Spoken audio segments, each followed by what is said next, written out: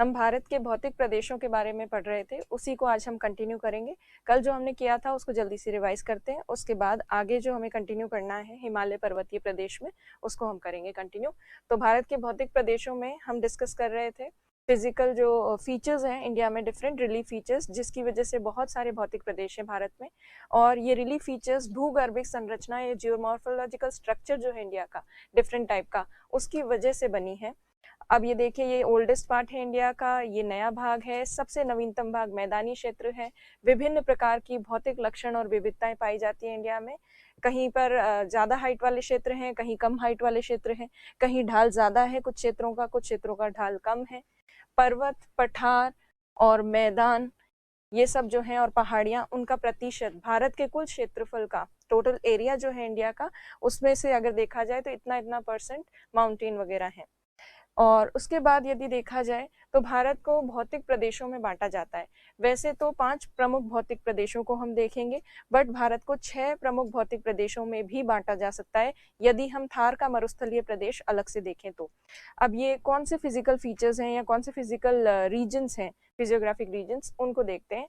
तो एक तो है सबसे पहले हिमालय पर्वतीय प्रदेश, जो कि यहाँ पर स्थित है। उसके बाद दूसरा जो भौतिक प्रदेश है वो है उत्तरी मैदानी प्रदेश, नॉर्दर्न प्लेन रीजन, जो यहाँ पर स्थित है। उसके बाद है प्रायद्वीपीय पठारी प्रदेश, पेनिनसुलर प्लेटो रीजन। और फिर है तटवर्ती मैदानी प्रदेश। और लास्ट जो है वो है द्वीपीय समूह। इसकी जगह जब 6 हम देखते हैं भौतिक प्रदेश, तो ये राजस्थान का जो मरुस्थलीय क्षेत्र है इसे अलग से देखा जाता है। इसके बाद देखिए, हमने सबसे पहला जो भौतिक प्रदेश है हिमालय पर्वतीय प्रदेश, इसको हमने स्टार्ट किया था करना। हिमालय पर्वतीय प्रदेश में हमने देखा कि ये जो है पर्वतीय प्रदेश, यहाँ भारत के उत्तर और उत्तर पूर्वी भाग में इसका विस्तार देखने को मिलता है। अब ये जो प्रदेश है, इसमें हमने ये देखा कि ये जो है 5 लाख वर्ग किलोमीटर में फैला हुआ है और एक चाप के रूप में, एक आर्क के फॉर्म में फैला है, वेस्ट से लेकर ईस्ट तक। और बहुत से प्रमुख जो भी स्टेट्स हैं इंडिया के, उनको कवर करता है। जैसे यहाँ पर लद्दाख, जम्मू कश्मीर, हिमाचल प्रदेश, पंजाब का थोड़ा सा भाग, उत्तराखंड, सिक्किम और नॉर्थ ईस्टर्न स्टेट्स में ये विस्तृत है। अब ये वाला जो प्रदेश है ये बना है हिमालय पर्वत से। और हिमालय पर्वत खुद कब बना था? नवीन वलित पर्वत है, नया बना हुआ है, तृतीय युग में बना है और अभी चतुर्थ युग चल रहा है, क्वार्टरनरी पीरियड चल रहा है। That means it is new, नया ही है। और इससे संबंधित, हिमालय की उत्पत्ति से संबंधित जो सिद्धांत है वो भी हमने देखे थे, theories related to origin of Himalaya. 2 major theories को हमने डिस्कस किया था, एक तो कोबर की जियोसिंक्लाइन थ्योरी, और दूसरी थ्योरी जो हमने डिस्कस की थी वो थी प्लेट टेक्टोनिक थ्योरी, जो हम पहले ही भी कर चुके हैं। उसके बाद हिमालय को यदि देखा जाए तो हिमालय के 3 प्रमुख भाग हैं।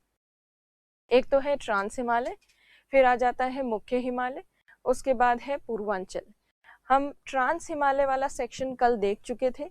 आज हम मुख्य हिमालय वाला जो भाग है इसको देखेंगे। उसको देखें उससे पहले ट्रांस हिमालय में जो हमने किया था उसको जल्दी से रिवाइज कर लेते हैं।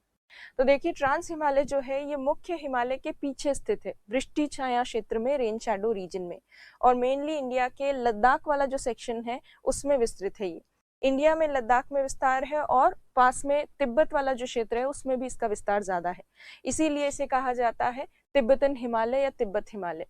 ये वृष्टि छाया क्षेत्र में है, रेन शैडो रीजन में, इसलिए यहाँ शुष्क परिस्थितियां हैं। और 3 प्रमुख श्रेणियां हैं यहाँ पर, जो कि है काराकोरम, लद्दाख और जास्कर। ये इनका सीक्वेंस है। और वृष्टि छाया क्षेत्र में होने का कारण शुष्क परिस्थितियां, वनस्पति बहुत कम है और भारत का ठंडा मरुस्थलीय क्षेत्र यहाँ पर है। ये सब हमने कल देखा था। अब ये जो 3 श्रेणियां देखी थी, इनमें हमने क्या क्या चीजें डिस्कस की थी कल, वो जल्दी से देखते हैं। काराकोरम श्रेणी में हमने देखी थी सबसे ऊंची चोटी भारत की, जो है K2 गॉडविन ऑस्टिन। और ये गॉडविन ऑस्टिन K2 जो है ये विश्व की दूसरी सबसे ऊंची चोटी भी है। उसके बाद ये जो लद्दाख की सबसे ऊंची चोटी है, इसका नाम है रकापोशी, ये भी हम कल देख चुके हैं। फिर हमने ये डिस्कस किया था कि काराकोरम श्रेणी, जो कि सबसे ऊंची और लंबी और काफी विस्तृत श्रेणी है, इस रेंज में काफी सारी ग्लेशियर्स हैं, जिनमें इंक्लूडेड है सियाचिन ग्लेशियर। और सियाचिन हिमनद जो है उससे एक नदी निकलती है, नुब्रा नदी, और नुब्रा नदी यहाँ पर इस पर्टिकुलर क्षेत्र में बनाती है नुब्रा घाटी, जो कि ट्राई आर्म्ड वैली है, त्रिभुजाकार जो है घाटी है, जो कि श्योक और नुब्रा नदी के मध्य भाग में स्थित है, वो हमने कल देखा था। उसके बाद लद्दाख श्रेणी में हमने डिस्कस किया था कि लद्दाख श्रेणी का जो तिब्बत में विस्तार है, उस तिब्बत में विस्तार को कहा जाता है कैलाश पर्वत। और कैलाश पर्वत के ठीक दक्षिण में स्थित है मानसरोवर झील। और इस लद्दाख श्रेणी और काराकोरम श्रेणी के बीच में स्थित है लद्दाख का पठार, जो भारत का सबसे ऊंचा पठार है और ठंडा मरुस्थलीय क्षेत्र है, कोल्ड डेजर्ट रीजन, जहाँ कई सारी लवणीय झीलें हैं, सलाइन लेक्स। तो ये सब हमने देखा था लद्दाख के लद्दाख श्रेणी से संबंधित, लद्दाख रेंज से रिलेटेड। फिर जास्कर रेंज जो है उसमें, अच्छा, लद्दाख रेंज में हमने ये भी डिस्कस किया था कि यहाँ एक पास है जिसका नाम है खारदुंगला। खारदुंगला पास जो है नुब्रा नदी घाटी को लेह जो है उससे जोड़ती है, या फिर यहाँ पर सिंधु नदी घाटी भी है, तो नुब्रा नदी घाटी और सिंधु नदी घाटी के बीच में है ये खारदुंगला दर्रा। तो ये है सिंधु नदी, इंडस रिवर, जो जास्कर और लद्दाख श्रेणी के बीच में से होकर निकलती है। तो ट्रांस हिमालय में ये हमने डिस्कस किया था लास्ट क्लास में। अब आगे हम डिस्कस करेंगे जो दूसरा भाग है हिमालय पर्वतीय प्रदेश का, और ये दूसरा भाग कौन सा है, मुख्य हिमालय वाला भाग। ये मुख्य हिमालय वाला भाग अब डिस्कस करेंगे आज की क्लास में। तो देखिए, मेन हिमालय जो है वो भी यहाँ पर तो ट्रांस हिमालय वाला पार्ट है, उसके ठीक आगे, ठीक साउथ में ये मेन हिमालय वाला रीजन है। और ये मुख्य हिमालय वाला जो भाग है इसमें 3 श्रेणियां हैं, 3 रेंजेस है, और ये 3 रेंजेस वेस्ट से लेकर ईस्ट तक फैली हुई है कंटिन्यूसली। इनमें से जो 3rd रेंज है शिवालिक, वो कई टुकड़ों में बटी हुई है, सतत नहीं है, कंटिन्यू नहीं है। तो ये 3 रेंजेस जो है इनसे बना है ये मुख्य हिमालय वाला भाग। अब ये मुख्य हिमालय वाला भाग यदि देखें तो यहाँ आपको याद होगा, यहाँ से सिंधु नदी आती है जास्कर के ठीक उत्तर में से। तो ये मेन हिमालय वाला part Indus river valley, Sindhu नदी घाटी से लेकर यहाँ ब्रह्मपुत्र नदी घाटी तक विस्तृत है। तो इंडस और ब्रह्मपुत्र के बीच में विस्तृत है ये वाला भाग। सिंधु नदी घाटी, इंडस रिवर वैली से लेकर यहाँ इस साइड से लेकर और यहाँ पर ब्रह्मपुत्र नदी घाटी तक विस्तृत है। और अगर हम इसका पश्चिम से पूर्व तक विस्तार देखें पूरा, तो पश्चिम से पूर्व तक इसका विस्तार लगभग 2400 किलोमीटर है, 2400 किलोमीटर दूरी तक विस्तृत है पश्चिम से पूर्व तक। इसकी चौड़ाई यदि आप देखेंगे तो ये वेस्टर्न साइड में ज्यादा चौड़ा है, और जैसे जैसे ईस्टर्न साइड में जाते हैं पूर्वी भाग में, इसकी चौड़ाई थोड़ी थोड़ी कम होती जाती है। और ये वाला जो मेन हिमालय वाला पार्ट है, इसकी ऊंचाई की अगर बात करें तो नेपाल वाला जो सेक्शन है वहां इसकी ऊंचाई काफी ज्यादा है। यदि देखा जाए इस मेन हिमालय को, तो केवल ये इंडिया में नहीं है, इंडिया के साथ साथ पड़ोसी देशों में भी इसका विस्तार है। जैसे इंडिया के अलावा नेपाल में विस्तृत है ये, नेपाल के अलावा तिब्बत में है, और उसके अलावा भूटान में है। तो इन देशों में विस्तार है इसका, और इंडिया में भी, इंडिया में काफी ज्यादा विस्तार है इस मुख्य हिमालय वाले भाग का। तो इतनी दूरी में विस्तृत है, चौड़ाई पश्चिम में ज्यादा है, पूर्व में चौड़ाई कम है, और ऊंचाई नेपाल वाला जो सेक्शन है उसमें सबसे ज्यादा है, और ब्रह्मपुत्र और सिंधु नदी के बीच में है, इंडस से लेकर ब्रह्मपुत्र के बीच में। तो अब देखिए, ये जो है अभी हमने डिस्कस किया, extends from west to east over a distance of 2400 kilometre between Indus and Brahmaputra river. अब इसमें देखिए, इंडिया, तिब्बत, नेपाल, भूटान, इन देशों में इसका विस्तार है। अब अच्छा, यदि हम ढाल की बात करें, स्लोप्स की, तो मुख्य हिमालय की जो तीनों श्रेणियां हैं उनके 2 स्लोप्स हैं। एक स्लोप तो है इंडिया की तरफ वाला ढाल, और भारत की तरफ वाला ढाल जो है उसे कहते हैं सदर्न स्लोप, दक्षिणी ढाल। और तिब्बत की तरफ, पीछे की तरफ नेपाल, तिब्बत, इनकी तरफ जो ढाल है स्लोप, उसे कहा जाता है नॉर्दर्न स्लोप। अगर हम हिमालय की श्रेणियों का दक्षिणी ढाल देखें तो इसका सदर्न स्लोप बहुत स्टीप है, बिल्कुल ऑलमोस्ट सीधा है, और उसका नॉर्दर्न स्लोप यदि देखा जाए तो काफी मंद है। तो यदि ढाल की बात करें तो इधर हम बताएंगे दक्षिणी ढाल, सदर्न स्लोप, जो इंडिया की तरफ है, और दूसरी तरफ नॉर्दर्न स्लोप हम देखेंगे जो कि चाइना की तरफ, तिब्बत की तरफ वाला भाग है।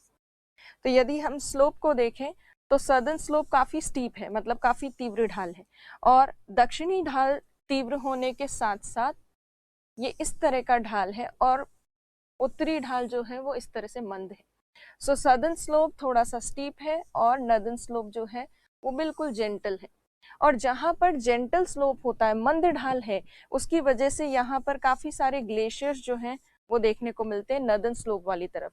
तो दक्षिणी ढाल तो बिल्कुल स्टीप है, तीव्र ढाल वाला, और ये मंद है। मंद होने की वजह से इस पर काफी सारे हिमनद वगैरह हमें देखने को मिलते हैं, और ये वाला जो साइड है ये काफी स्टीप है।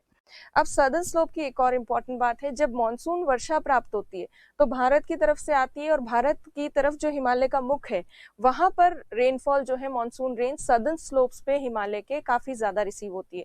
इसीलिए जो दक्षिणी ढाल है हिमालय का, वहां पर वनस्पति ज्यादा देखने को मिलती है, तुलना में किसकी तुलना में, नदन स्लोप की तुलना में, क्योंकि यहाँ पे इस साइड वर्षा थोड़ी ज्यादा होती है इस वजह से।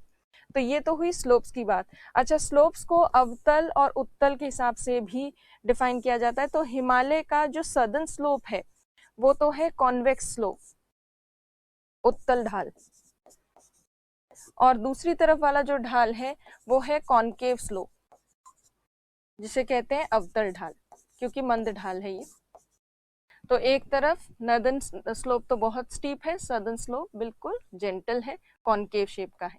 तो ये दोनों तरफ के स्लोप्स हैं हिमालय के।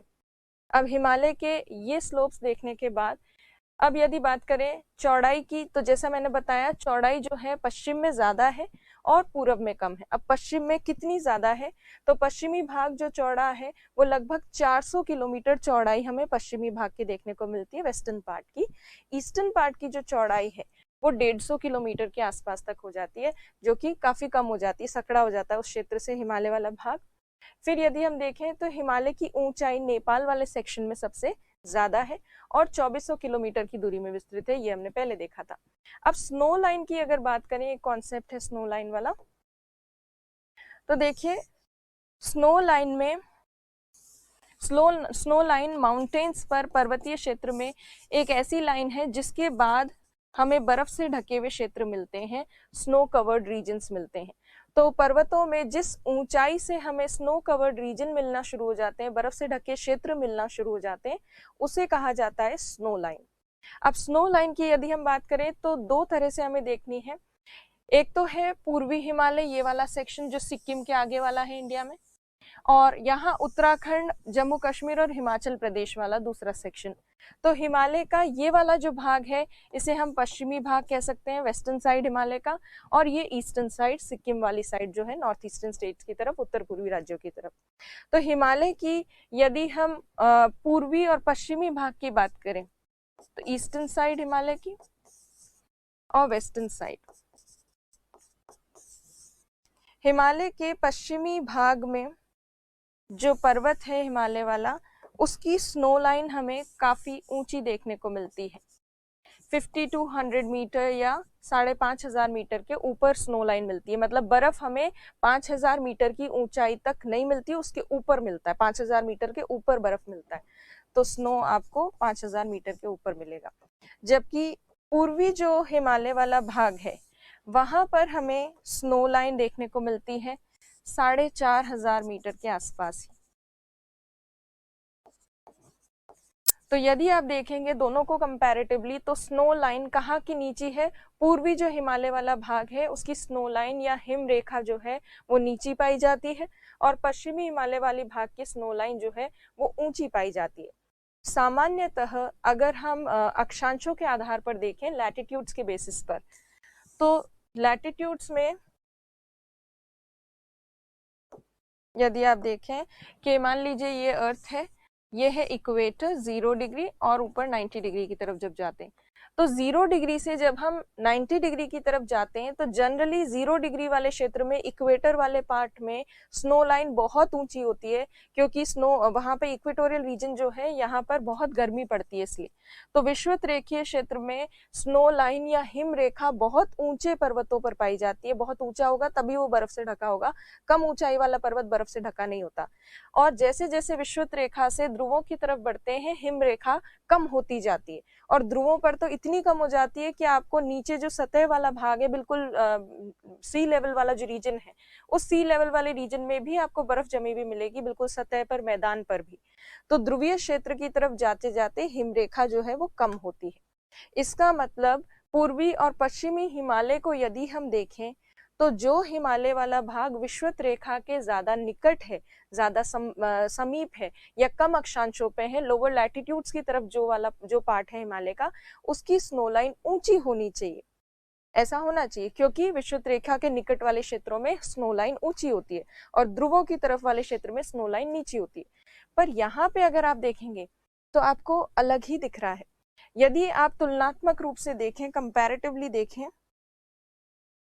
वेस्टर्न हिमालय वाले पार्ट को, इस हिस्से को देखिए और दूसरी तरफ इस हिस्से को देखिए।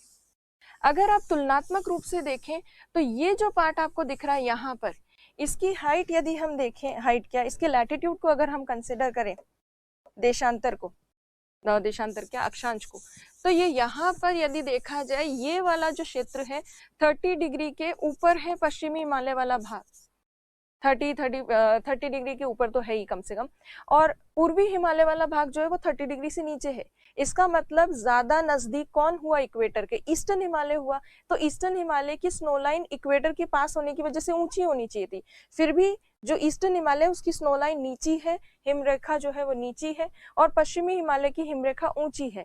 इसके पीछे कारण क्या है, ये विचित्र परिस्थिति क्यों देखने को मिल रही है? क्योंकि सामान्यतः हिमरेखा विषुवत रेखा के निकट वाले क्षेत्र में जो है वो ऊंची होनी चाहिए।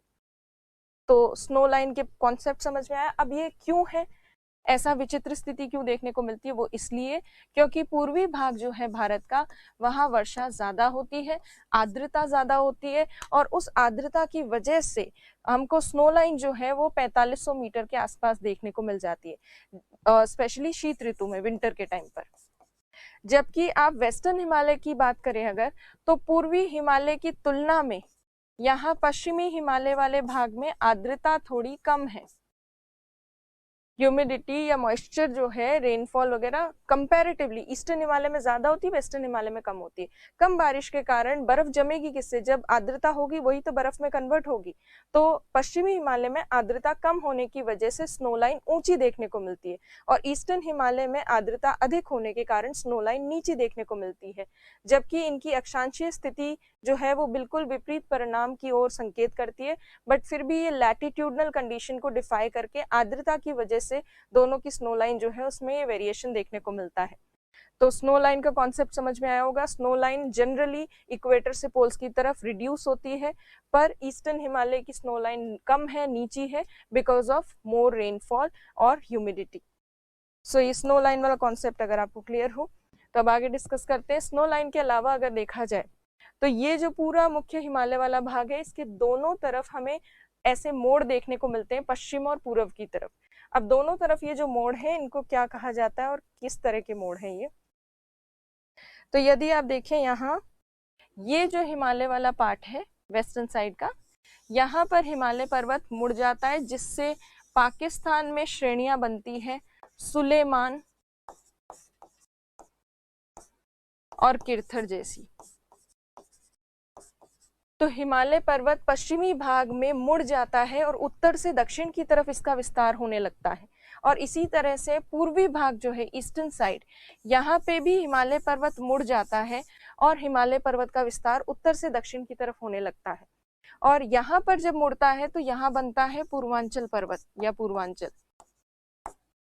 तो हिमालय के दोनों तरफ, दोनों एजेस जो हैं, दोनों किनारे जो हैं, वहां पर पश्चिमी और पूर्वी भाग में हिमालय मुड़ जाता है, और उस मुड़ने को, मोड़ को ही क्या कहा जा रहा है?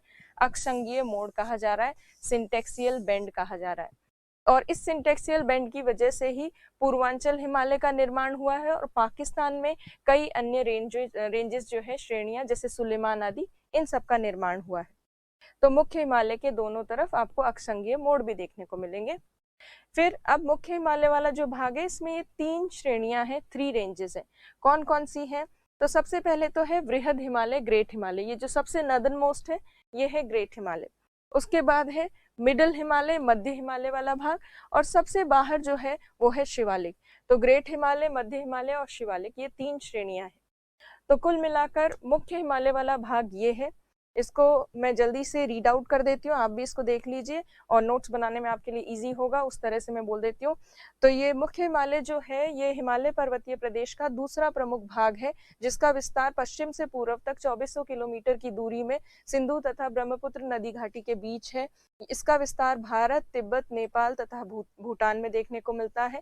हिमालय पर्वत श्रेणियों का दक्षिणी ढाल तीव्र तथा उत्तरी ढाल मंद है। और उसके साथ साथ चौड़ाई पूर्व पश्चिमी भाग में ज्यादा है और पूर्वी भाग में कम है। हिम रेखा पश्चिमी हिमालय की ऊंची है और पूर्वी हिमालय की हिम रेखा नीची देखने को मिलती है। हिमालय के दोनों किनारों पर अक्षांगीय मोड़ देखने को मिलते हैं तथा 3 श्रेणियां इस मुख्य हिमालय वाले भाग में सम्मिलित हैं, जिसमें है वृहद हिमालय, मध्य हिमालय और शिवालिक। सबसे पहली श्रेणी को वृहद हिमालय को हम सबसे पहले देखेंगे। ग्रेट हिमालय वाले पार्ट की अगर बात करें तो ये ग्रेट हिमालय जो है ये भी विस्तृत है जम्मू कश्मीर से लेकर अरुणाचल प्रदेश तक। जैसे अभी बाकी सारी रेंजेस देखी हमने, इंडस सिंधु से लेकर ब्रह्मपुत्र तक विस्तार है पूरे मुख्य हिमालय का, वैसे ही बृहद हिमालय ग्रेट हिमालय का भी विस्तार कहाँ से कहाँ तक है, जम्मू कश्मीर से लेकर अरुणाचल प्रदेश तक।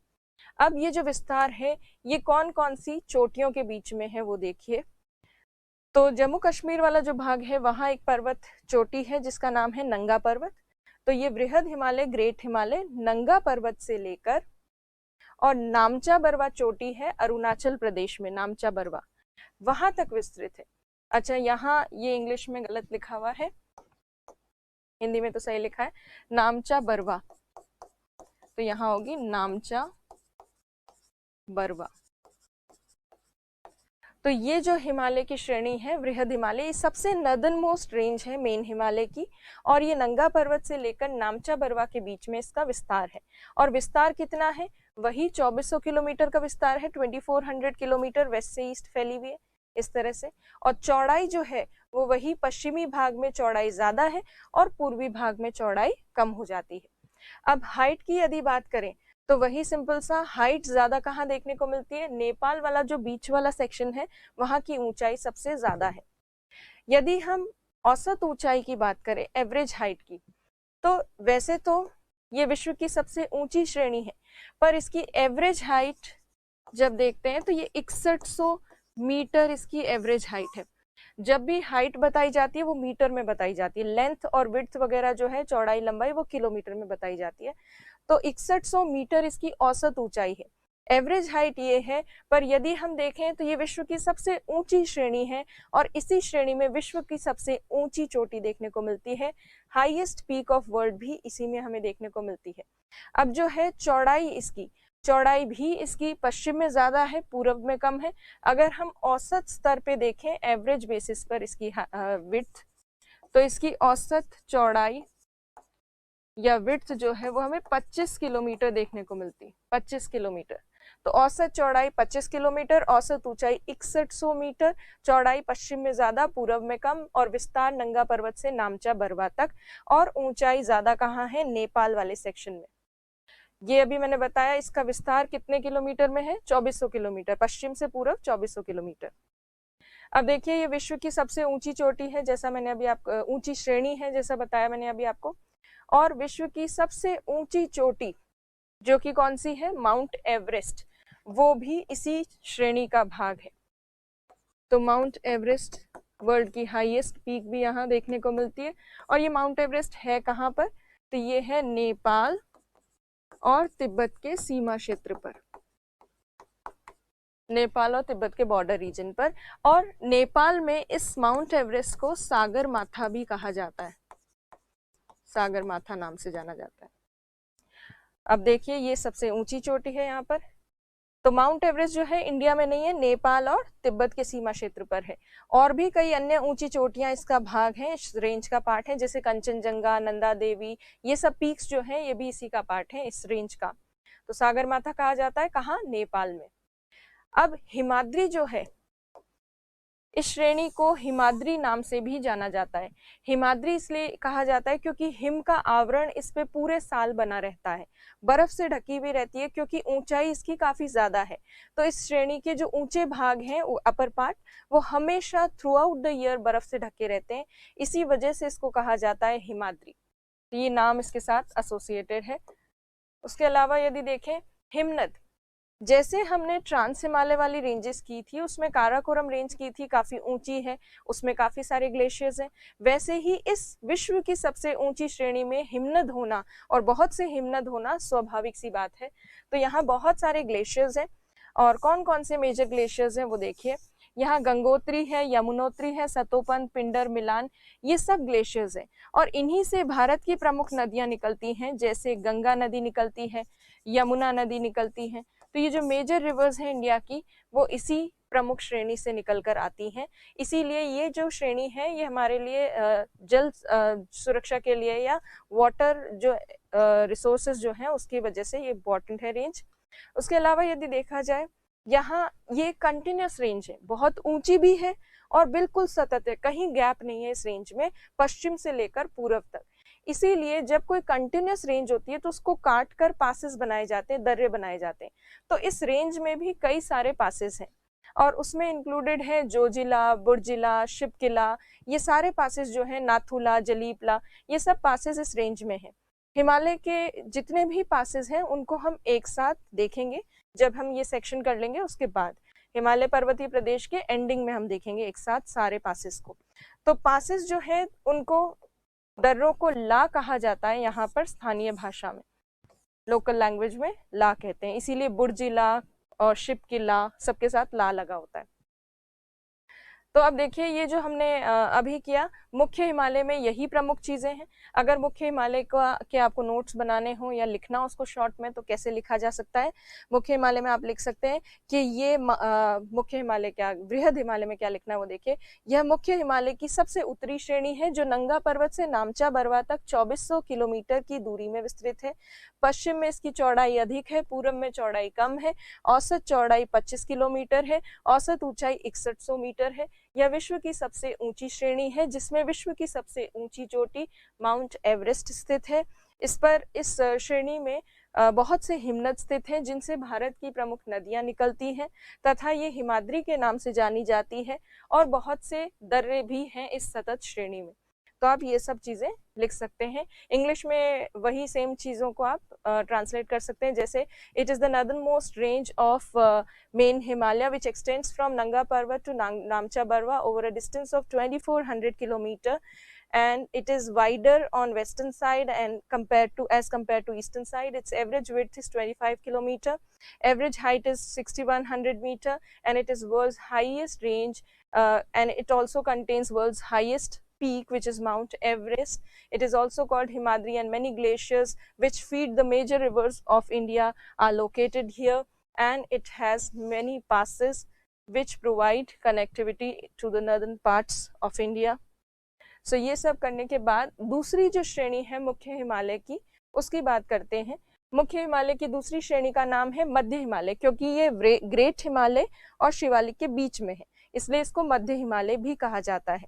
मध्य हिमालय के अलावा इसको 2-3 नाम और दिए जाते हैं। लघु हिमालय मतलब लेसर हिमालय, और हिमाचल हिमालय भी इसको कहा जाता है, इस रेंज को।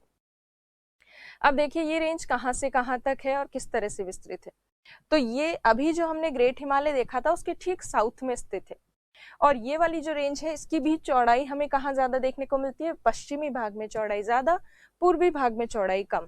विस्तार वही कितना, 2400 किलोमीटर होगा, पर इसकी जो हाइट है ग्रेट हिमालय वाली जो रेंज थी उससे थोड़ी कम है। मध्य हिमालय की हाइट थोड़ी कम है और शिवालिक की हाइट मध्य हिमालय से भी कम है। तो जैसे जैसे हम साउथ की तरफ बढ़ते हैं रेंजेस की हाइट थोड़ी कम होती जाती है। तो इसकी अगर हाइट की हम बात करें तो इसकी एवरेज हाइट है 3700 मीटर से लेकर 4500 मीटर, 3700 से 4500 मीटर इसकी लगभग ऊंचाई पाई जाती है, और 50 किलोमीटर के आसपास इसकी औसत चौड़ाई है। एवरेज जो विड्थ है वो 50 किलोमीटर के आसपास देखने को मिलती है। अब ये जो रेंज है श्रेणी, क्योंकि इसकी हाइट इतनी कम है, मतलब एवरेज हाइट ही 3700 4500 मीटर के आसपास है, इसी वजह से होता क्या है कि ये सर्दियों में तो इसका ऊपर वाला भाग बर्फ से ढक जाता है, पर जैसे ही गर्मियां आती हैं तो इसका ऊपरी भाग में जो भी बर्फ होती है, स्नो, वो पिघल जाती है, और जब स्नो मेल्ट होती है समर के टाइम पर, तो यहाँ पर ये जो हायर रीजन्स है इस माउंटेन के, यहाँ घास के मैदान विकसित होते हैं, घास के मैदान। और इतनी ऊंचाई पर जो घास के मैदान विकसित होते हैं, ग्रासलैंड्स, वो ठंडे या शीतोष्ण घास के मैदान होते हैं। तो इस हिमालय की श्रेणी में शीतोष्ण घास के मैदानों का विकास होता है। कब? गर्मियों के समय। टेम्परेट जो ग्रासलैंड्स हैं वो डेवलप होते हैं समर के टाइम पर। और ये जो टेम्परेट ग्रासलैंड्स हैं जो इस यहाँ पर श्रेणी पर पाए जाते हैं उनको विभिन्न नाम से जाना जाता है। जैसे जम्मू कश्मीर वाला जो पार्ट है वहाँ कहते हैं मर्ग। जैसे आपने सुना होगा गुलमर्ग, सोनमर्ग, जो टूरिस्ट प्लेसेस हैं गुलमर्ग, सोनमर्ग वगैरह, ये यहाँ पर मर्ग जो है ये घास के मैदान ही है और कुछ नहीं। तो और उत्तराखंड में जो है इन्हें कहा जाता है बुग्याल, प्याला, इस तरह के कई नामों से जाना जाता है इन शीतोष्ण घास के मैदानों को। और हाइट कम होने की वजह से गर्मियों में यहाँ पर बर्फ पिघलने से ये घास के मैदान बनते हैं। और ये जो घास के मैदान है ग्रासलैंड्स, इनका यूज करती है लोकल कम्युनिटी अपने पशुओं को, अपने एनिमल्स को ग्रेजिंग करवाने के लिए। तो अपने पशुओं को चारा चराने के लिए कई सारे स्थानीय समुदाय यहाँ पर बर्फ जब हट जाती है, घास के मैदान विकसित होते हैं गर्मियों में, तब अपने पशुओं को लेकर यहाँ आते हैं। तो लोकल कम्युनिटीज गर्मियों में तो ऊपर चढ़ जाती है पर्वतों पर घास के मैदानों का उपयोग करने के लिए, और सर्दियों में जैसे ही बर्फ जमती है यहाँ पर्वत के ऊपरी भाग में, तो वो वापस नीचे आ जाते हैं पशुओं के साथ। तो जब कोई स्थानीय समुदाय अपने पशुओं के साथ ऋतु में परिवर्तन होने पर एक स्थान से दूसरे स्थान तक जाते हैं तो उसे कहा जाता है ऋतु प्रवास। ऋतु प्रवास। तो यहाँ इस श्रेणी में ट्रांस ह्यूमेन्स या सीजनल जो माइग्रेशन है वो किया जाता है लोकल कम्युनिटीज द्वारा। सीजनल माइग्रेशन, गुर्जर और बकरवाल जो कम्युनिटीज हैं वो ज्यादातर इस तरह के सीजनल माइग्रेशन या ऋतु प्रवास जो है वो श्रेणी क्षेत्र में करती है। तो ये इसकी मुख्य बात हो गई। तो ये जो रेंज है उसमें देखिए अब जो प्रमुख चीजें हैं, अब आप यहाँ पे यदि देखेंगे ये श्रेणी पश्चिम से लेकर पूर्व तक काफी सारे नाम अलग अलग राज्यों में इस श्रेणी के हैं, और जो डिफरेंट नेम्स हैं इस रेंज के वो कौन कौन से हैं वो भी देखेंगे। तो पहला पार्ट जम्मू कश्मीर में है, जम्मू कश्मीर में इसका नाम है पीर पंजाल। फिर है हिमाचल प्रदेश वाला क्षेत्र जिसमें है धौलाधर नाम से जाना जाता है इसको। फिर उसके बाद उत्तराखंड वाला भाग है जहाँ मसूरी नागटिब्बा नाम से जानते हैं। फिर नेपाल वाला सेक्शन है जहाँ महाभारत के नाम से जाना जाता है। फिर सिक्किम वाला क्षेत्र है जहाँ इसे डोकिया नाम से जानते हैं। फिर भूटान वाला सेक्शन है जहाँ ब्लैक माउंटेन के नाम से जानते हैं। अरुणाचल प्रदेश में इस रेंज का कोई अलग से नाम नहीं है। जो डिफरेंट नेम्स है वो यहाँ लिखे हैं, पीर पंजाल, धौलाधर, मसूरी नागटिब्बा, महाभारत, डोकिया, ब्लैक माउंटेन। ये देखिए पहला नंबर पीर पंजाल यहाँ, दूसरा नंबर धौलाधर, तीसरा नंबर मसूरी नागटिब्बा, चौथा नंबर महाभारत, डोकिया और ये ब्लैक माउंटेन। कौन कौन से स्टेट्स में है वो भी देख लेते हैं।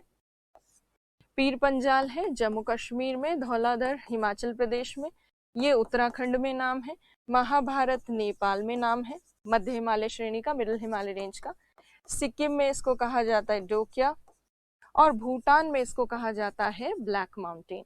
तो ये डिफरेंट नेम्स हैं इसके।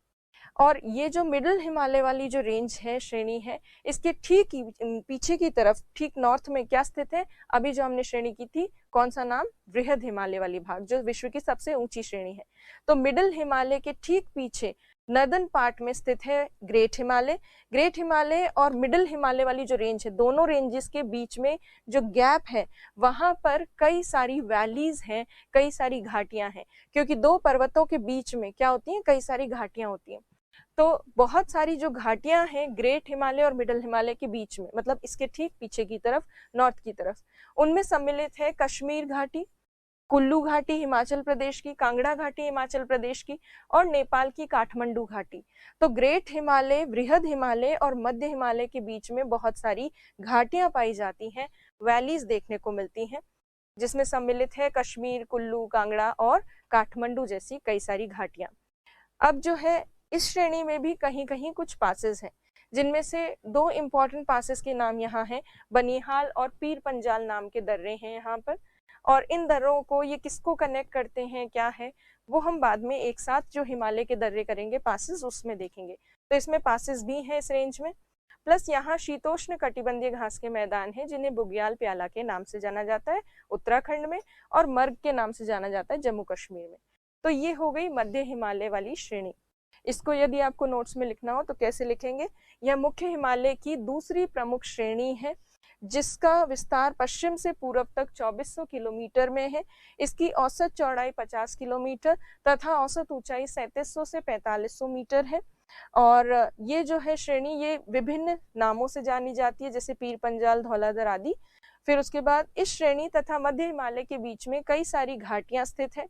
ग्रीष्म ऋतु के दौरान इस श्रेणी में बर्फ पिघलने से इस श्रेणी के ऊपरी भाग में शीतोष्ण कटिबंधीय घास के मैदानों का निर्माण होता है, जिन्हें मर्ग, बुग्याल, प्याला नाम से जाना जाता है। और उसके साथ साथ ऋतु प्रवास यहाँ करते हैं इन घास के मैदानों में स्थानीय समुदाय। और कई सारी घाटियां जो है यहाँ स्थित, अच्छा घाटियां तो हमने देख लिया, बनिहाल और पीर पंजाल जैसे दर्रे भी इस श्रेणी में स्थित है। उसके साथ साथ इसी श्रेणी क्षेत्र में और इसकी घाटी जो इसके आसपास है वो टूरिस्ट स्पॉट्स हैं, कई इंपॉर्टेंट पर्यटन स्थल है बहुत सारे प्रमुख, जैसे नैनीताल, कुल्लू, मनाली, वो सब यहाँ पर इसी श्रेणी क्षेत्र में स्थित है। टूरिज्म के पॉइंट ऑफ व्यू से ये रेंज काफी इंपॉर्टेंट है। अब जो लास्ट श्रेणी है उसको देख लेते हैं। ये लास्ट श्रेणी किसकी लास्ट है? मुख्य हिमालय की 3 श्रेणियों में से सबसे दक्षिणी श्रेणी है, सबसे सदर्न मोस्ट, और हाइट धीरे धीरे कम होती जाती है। तो शिवालिक वाली जो रेंज है उसकी हाइट तीनों रेंजेस में सबसे कम है और सबसे नई बनी हुई है। जितनी साउथ में होगी रेंज उतना नई बनी हुई है। तो शिवालिक ग्रेट हिमालय और मिडिल हिमालय से के बाद में बनी है। तो लेटेस्ट सबसे नवीनतम श्रेणी है मुख्य हिमालय की। इसका विस्तार भी वही, चौड़ी कहाँ पे है? पश्चिम में, और पूर्व में चौड़ाई कम है। इसकी यदि ऊंचाई की बात करें तो बहुत कम ऊंचाई है, 500 से 1500 मीटर के आसपास हमें इसकी ऊंचाई देखने को मिलती है। और इसका जो विस्तार है पश्चिम से पूर्व तक ये कंटिन्यू नहीं है, बीच बीच में कई जगह से टूटी हुई है। तो ये डाइसेक्टेड रेंज है, कंटिन्यू रेंज नहीं है, सतत श्रेणी नहीं है, कई टुकड़ों में बटी हुई है। इसकी चौड़ाई की यदि बात करें तो 10 से 50 किलोमीटर के आसपास इसकी चौड़ाई हमें देखने को मिलती है, इतनी ज्यादा चौड़ाई इसकी नहीं है। अब देखिए ये वाली जो श्रेणी है इसको भी कुछ एक नामों से जाना जाता है डिफरेंट प्लेसेस पर, और ये नाम क्या है वो देखिए। जम्मू पहाड़ियां, तो सबसे पहला भाग जो है जम्मू कश्मीर वाला हिस्सा, उसमें से जम्मू पहाड़ियों के नाम से जाना जाता है। हिमाचल प्रदेश में इसका कोई विशेष नाम नहीं है। उत्तराखंड वाला जो भाग है उसमें इसको कहते हैं दूधवा धांग, दूधवा धांग पहाड़ियां, दूधवा धांग हिल्स। नेपाल में इसको कहा जाता है चूड़िया घाट। फिर उसके बाद दाफला, मिसमी, अबोर, मिरी, ये सब जो नाम है ये अरुणाचल प्रदेश में इसके नाम है। तो इस शिवालिक श्रेणी को भी विभिन्न नामों से जाना जाता है। जम्मू पहाड़ियां तो पता ही चल रहा है कहाँ पे नाम है। दूधवा धांग ये जो नाम है ये उत्तराखंड में है। चूड़िया घाट है नेपाल में। दाफला, मिसमी, अबोर, मिरी, ये सारे नाम जो हैं ये अरुणाचल प्रदेश में। तो ये विभिन्न नामों से जानी जाती है। ये श्रेणी, ये रेंज जो है इसके और मिडिल हिमालय के बीच में भी कई सारी घाटियां हैं, वैलीज हैं। और जो वैलीज हैं इनके ग्रेट मिडिल हिमालय, मध्य हिमालय और शिवालिक के बीच में, मध्य हिमालय और शिवालिक, इनके बीच में कई समतल घाटियां हैं, फ्लैट वैलीज, मतलब पूरी अवसादों से भरी हुई है, दोनों माउंटेन्स के बीच में सेडिमेंट्स भरे हुए। वो समतल घाटियां जो है यहाँ पर, उन्हें पश्चिमी भाग में और पूर्वी भाग में, हिमालय के पश्चिमी और पूर्वी भाग में अलग अलग नामों से जाना जाता है। पश्चिमी भाग में दून के नाम से जानते हैं इनको, दून नाम की घाटियां, और पूर्वी भाग में द्वार नाम से जाना जाता है इन घाटियों को। तो शिवालिक श्रेणी के ठीक उत्तर में मध्य हिमालय और शिवालिक के बीच में समतल घाटियां हैं, फ्लैट वैलीज हैं, जिनको दून और द्वार के नाम से जाना जाता है, जैसे हरिद्वार, देहरादून, कोटली दून, पाटली दून। तो ये सब जो है ये घाटियां हैं, और ये घाटियां चावल की खेती के लिए विख्यात है। तो दून और द्वार नाम की घाटियां हैं जो चावल की खेती के लिए विख्यात है। दून कहाँ है? पश्चिम में, वेस्ट साइड में दून कहा जाता है, और द्वार कहते हैं ईस्ट साइड में। देहरादून, हरिद्वार, ये सब जो है ये भाग है। अच्छा, यहाँ पर चोस नाम की एक स्पेशल जो चीज है वो हमें शिवालिक श्रेणी में देखने को मिलती है। चोस जो है ये कुछ टेम्परेरी स्ट्रीम्स या अस्थायी धाराओं को कहा जाता है, अस्थायी धाराएं।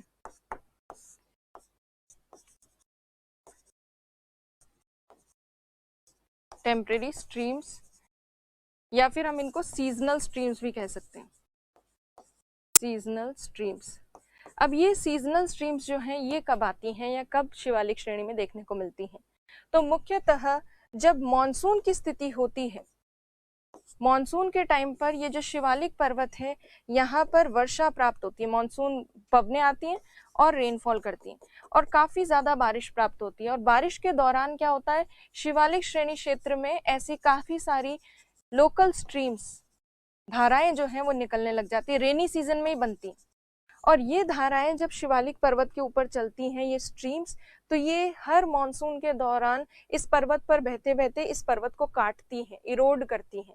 इसी वजह से शिवालिक पर्वत जो है वो हिमाचल प्रदेश और पंजाब वाला भाग, जहां मॉनसून की पवनों की काफी भारी बारिश होती है और दोनों ब्रांचेस मिल जाती है, बंगाल की खाड़ी वाली और अरब सागर वाली दोनों ब्रांचेस मिलकर बारिश करती हैं, वहां हिमाचल प्रदेश और पंजाब वाले भाग में ऐसी स्ट्रीम्स बहुत ज्यादा बनती हैं और उन्हें स्थानीय भाषा में चोस कहते हैं। और ये चोस नाम की धाराएं काफी ज्यादा काट देती हैं शिवालिक पर्वत श्रेणी को, और इसी वजह से कटी फटी या डाइसेक्टेड फॉर्म में हमें शिवालिक रेंज देखने को मिलती है हिमाचल प्रदेश और पंजाब वाले भाग में। तो ये चोस जो है इसको भी हमेशा शिवालिक से रिलेट करके देखना है। तो शिवालिक श्रेणी जो है उसमें यही प्रमुख चीजें हैं। अगर शिवालिक श्रेणी के आपको नोट्स बनाने हो तो किस तरह से आप इसको लिख सकते हैं, तो आप लिखेंगे कि ये मुख्य हिमालय की सबसे दक्षिणी तथा नवीनतम श्रेणी है, जिसकी ऊंचाई लगभग 500 से 1500 मीटर है तथा चौड़ाई 10 से 50 किलोमीटर है। इस श्रेणी को विभिन्न नामों से जाना जाता है, जैसे जम्मू पहाड़ियां, दुधवा धांग आदि। इस श्रेणी तथा मध्य हिमालय के बीच में कई सारी समतल घाटियां हैं, जिन्हें पश्चिमी भाग में दून कहते हैं, पूर्वी भाग में द्वार कहा जाता है। इन घाटियों का उपयोग चावल की खेती के लिए होता है तथा मॉनसून के दौरान पंजाब और हिमाचल प्रदेश वाले शिवालिक क्षेत्र में अस्थायी धाराएं बनती हैं, जिन्हें स्थानीय भाषा में चोस कहते हैं। और इन धाराओं के कारण शिवालिक पर्वत काफी सारे भाग में अपर्दित हो जाता है और काफी सारे भागों में विभक्त हो जाता है। सो ये आप लिख सकते हैं। इंग्लिश में अगर बात करें तो it is the southern most and latest range of main Himalaya, and this range has an average elevation of around 500 to 1500 meter. It has a width of around 10 to 50 kilometer. It has various regional names such as Jammu Hills, Dudhwa Dhang, etc. To the north of Shivalik range and in between Middle Himalaya and Shivalik range, Doon and Dwar valleys, flat valleys are there. They are called Doon on western side, Dwar on eastern side. They are used for rice cultivation, and seasonal streams called Chos dissect Shivalik mountain into different parts. So ये आप लिख सकते हैं। तो हमने मुख्य हिमालय वाला भाग, जो दूसरा भाग है हमारे हिमालय पर्वतीय प्रदेश का, वो आज कंप्लीट कर लिया है। इसके नोट्स बनाइएगा, रिवाइज कीजिएगा, और तीसरा भाग जो है वो हम कल डिस्कस करेंगे। Thank you.